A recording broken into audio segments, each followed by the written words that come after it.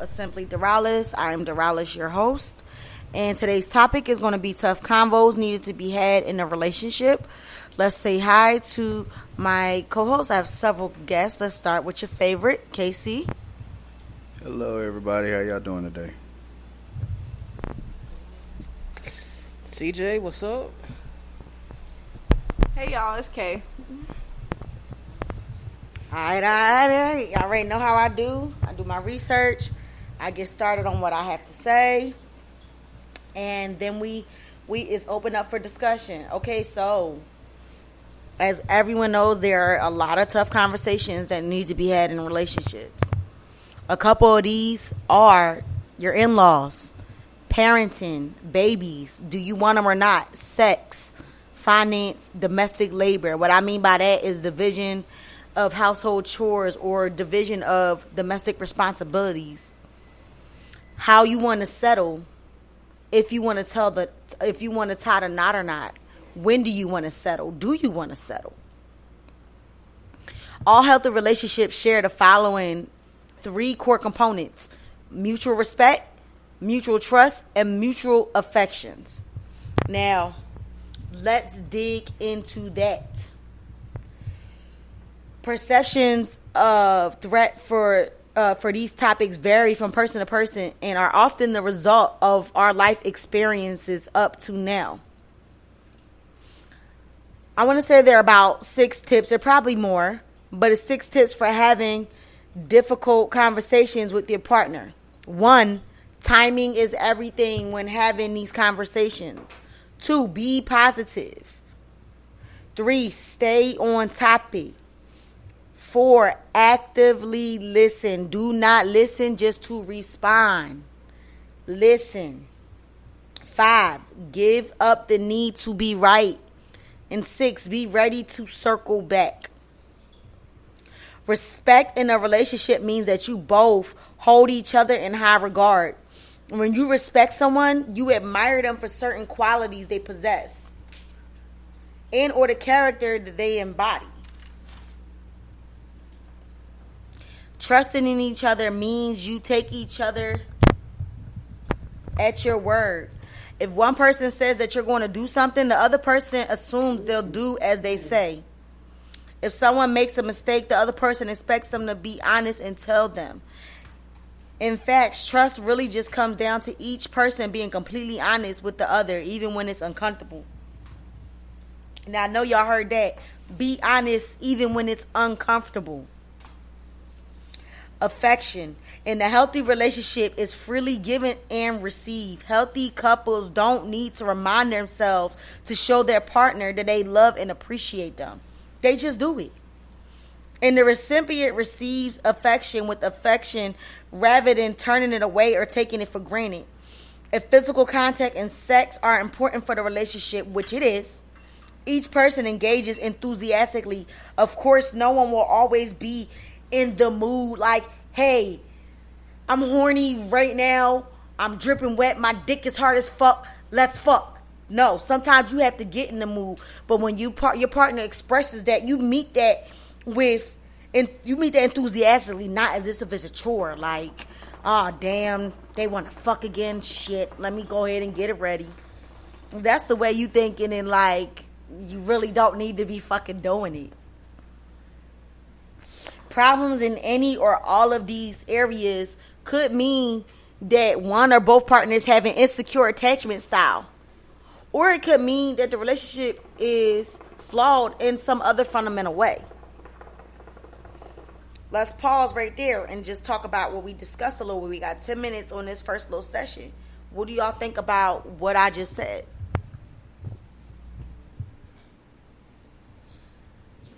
Anybody? In regards to what does part of it? In regards to some of the tough conversations that need to be had in relationships, and that perceptions are important, that you have to have mutual respect, mutual trust, and mutual affections. Okay, so first of all, I like to start by saying that anytime you are in a relationship, it's important for both sides to open up a safe space to be able to have a conversation. when you have certain people that may have, attitude problems, real bad insecurities, the list goes on, but there's a lot of reasons why, your spouse might not be able to talk to you about something. You want to make sure that you keep that situation where it's open. Exactly, especially if you already opened up to your spouse about something and you notice their reaction. And if you didn't like that reaction, then first of all, you have to be honest about it. But second of all, you're more than likely not going to be open to them about that subject again. Exactly. That's why you always have to have an open mind. That's accurate. Most relationships fail off of miscommunication and misunderstandings. Mainly, each person in the relationship should be able to understand one another. If not, they should definitely work on communicating more.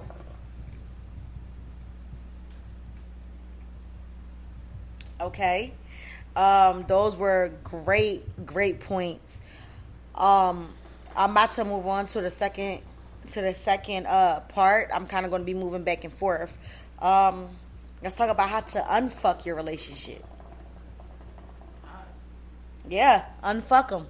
You can unfuck your relationships by practicing the 3 big C's of relationships: communication, compromise, and commitment. Interesting. I mean, some relationships are just too fucked to be unfucked. The toxic ones. Yeah. That's like you getting a bad lay and wishing they unfucked you. It's not going to happen. It's impossible. But some relationships can be salvaged, and it's up to you to determine if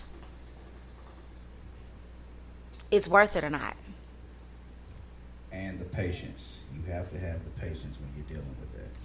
Yes, you and both do. People have to be able to want to make it work. If you got 2 people that love each other, it's possible. It's very possible. But you have to have healthy characteristics and values. Again, mutual respect, honesty, trust, compromise, individuality. Yes, individuality. Don't be so up my ass that I can't tell when I'm shitting or you're pissing. No. Everyone needs their own personal time, even in a relationship. It doesn't mean that you don't want to be around your significant other. You just need that time to yourself, even if it's just for 5 minutes. Everybody needs that, even the clingy ones.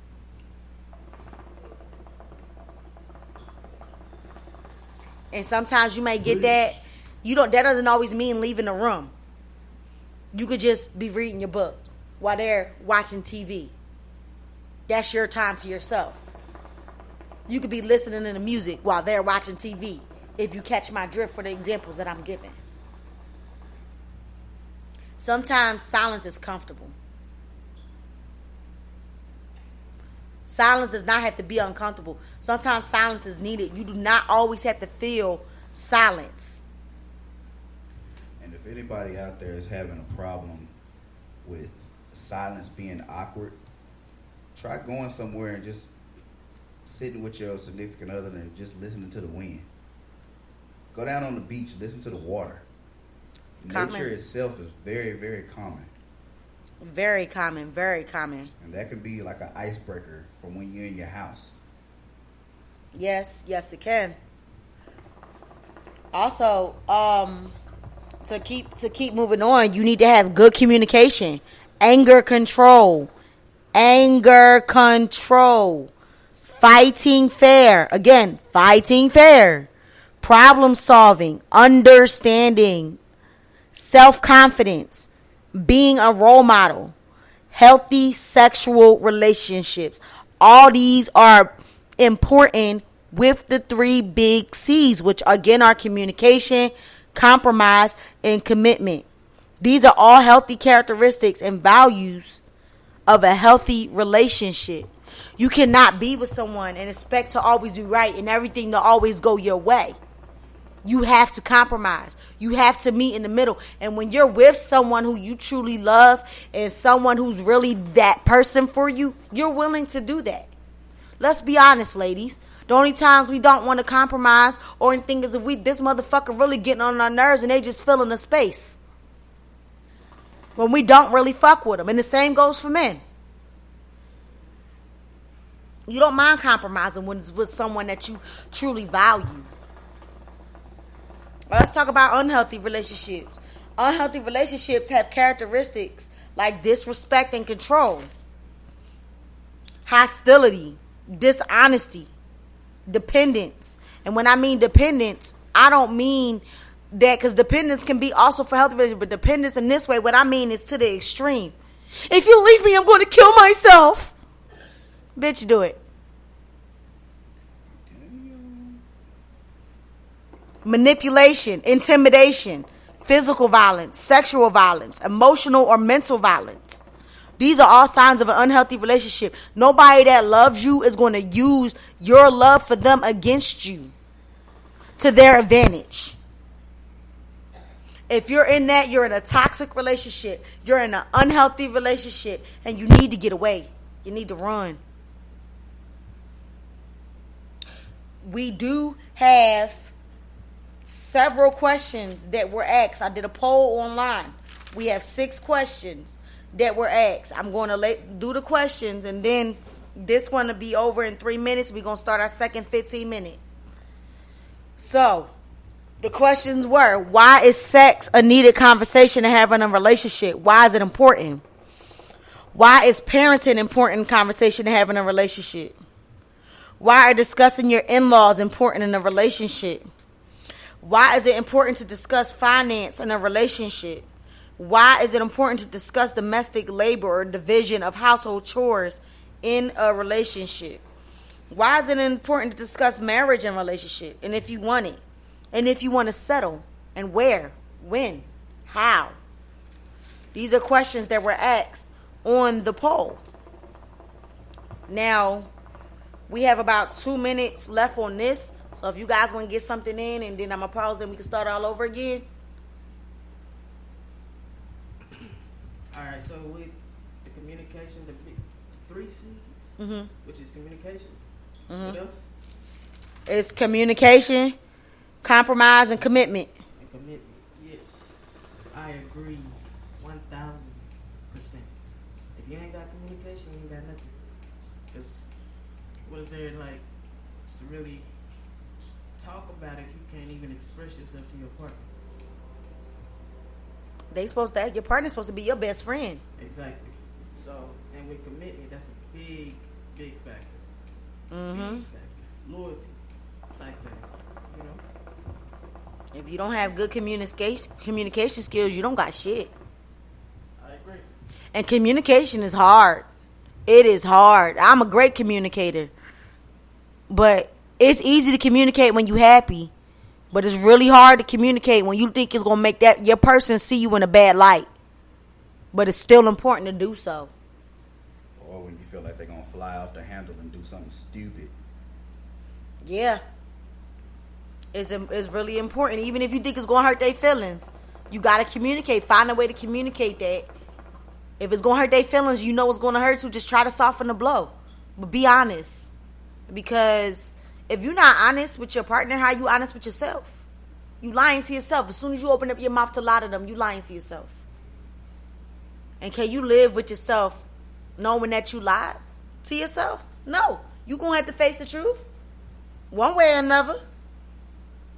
You're going to be looking at yourself in the mirror like, you know, I know I was bullshitting the other night when I told Shaquanda this, and that. I heard somebody listen just say that you know, they can live with themselves. But what about when your spouse turn on you and then they do something that it's like, I didn't expect you to do that. You're not living with yourself. That part.